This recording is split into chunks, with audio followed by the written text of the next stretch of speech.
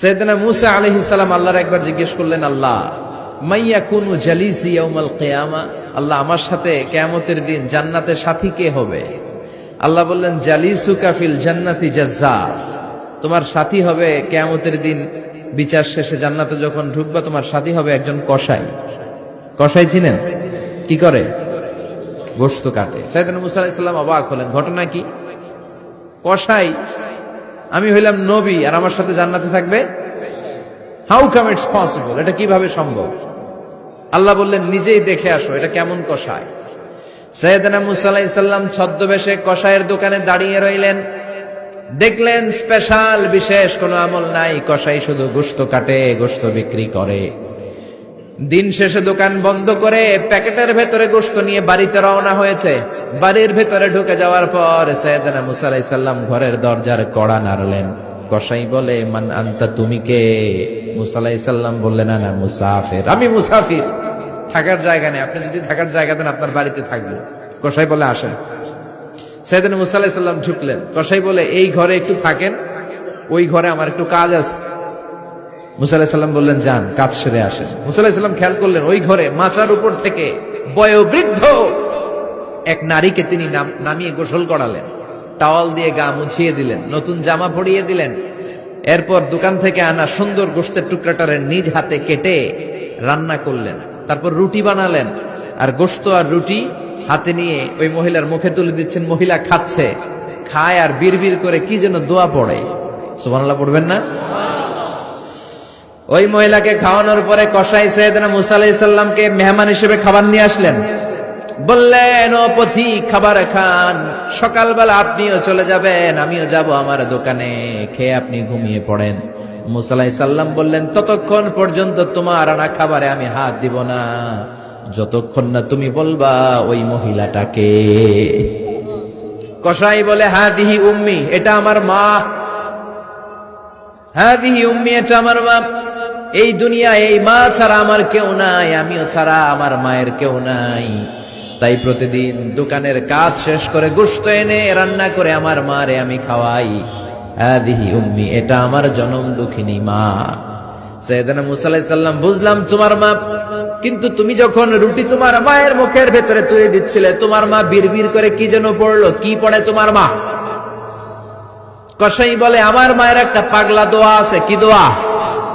আমি জানি কশিন কালো এই দোয়া কবুল হবে না। আবেগের বশবর্তী হয়ে প্রতিদিন আমার মা আমার খেদমতে আমার উপর এত সন্তুষ্ট হয়ে যায়, এত খুশি হয়ে যায়। আমার মা প্রতিদিন বলতে থাকে, আল্লাহুম্মা জাআল ইবনি জালিসা মূসা ইয়াউমাল কিয়ামা। ও আল্লাহ, আমার ছেলের খেদমতে আমি এত সন্তুষ্ট, আমার ছেলের উপর আমি এতটাই রাজি খুশি।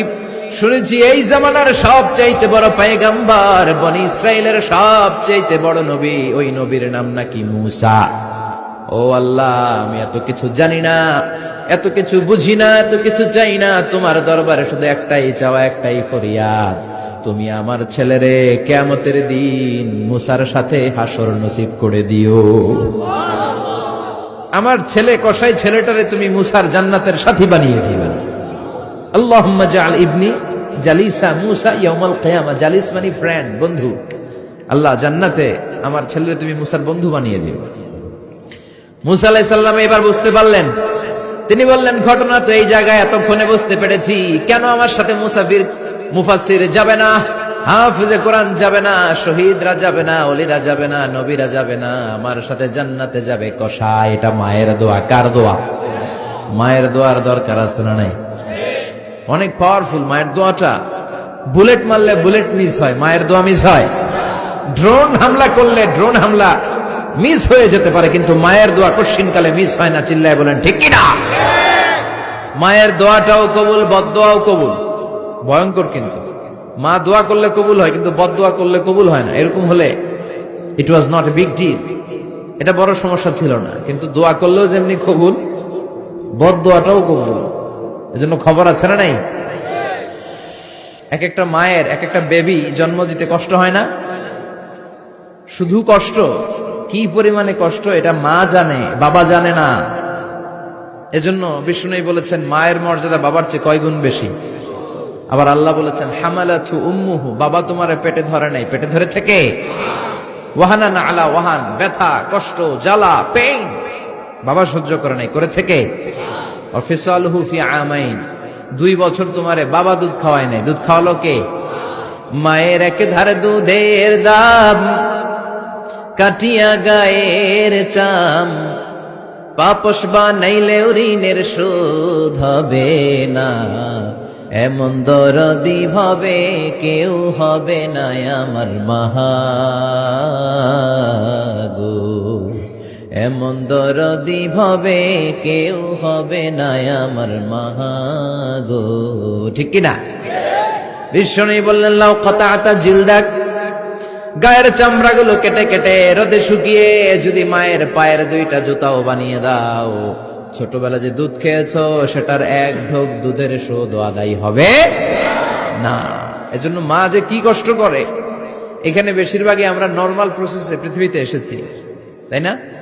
সিজারিয়ান বেবি খুব কম, থাকলে 1-2টা। নরমাল প্রসেসে একটা বাচ্চাকে ডেলিভারি করতে একটা মায়ের যে কত কষ্ট হয় আপনি কল্পনাই করতে পারবেন না। চিকিৎসা বিজ্ঞান বলে একজন সুস্থ মানুষ, ব্যথার একটা ইউনিট আছে, মাত্রা, ব্যথা মাপার একক, 45 ইউনিট পেইন বা ব্যথা একজন মানুষ সহ্য করতে পারে। ব্যথার তীব্রতা বা মাত্রা যদি 45 ইউনিটের বেশি হয়, যদি ছাড়িয়ে যায়, হয় লোকটা বেহুশ হবে, নয় মরে যাবে। আমার আর আপনার মা যখন আমাদেরকে নরমাল প্রসেসে ডেলিভারি করেছেন, তখন তারা 45 না 57 ইউনিট প্লাস 57 থেকে 60 ইউনিটের পেইনও তারা ছাড়িয়ে গেছে। 57 ইউনিটেরও বেশি ব্যথা তারা সহ্য করেছে, যেটা কোনো অ্যাক্সিডেন্টে আপনার দেহের 206টা হাড্ডি আছে, তো 20টা হাড্ডি একসাথে কোনো অ্যাক্সিডেন্টে ভেঙে গেলে যত ব্যথা তার চেয়েও বেশি ব্যথা। এজন্য মায়ের মনে কষ্ট দেয়া যাবে, মায়ের মনে কষ্ট দিয়ে জীবনে কেউ সফল হতে পারে নাই।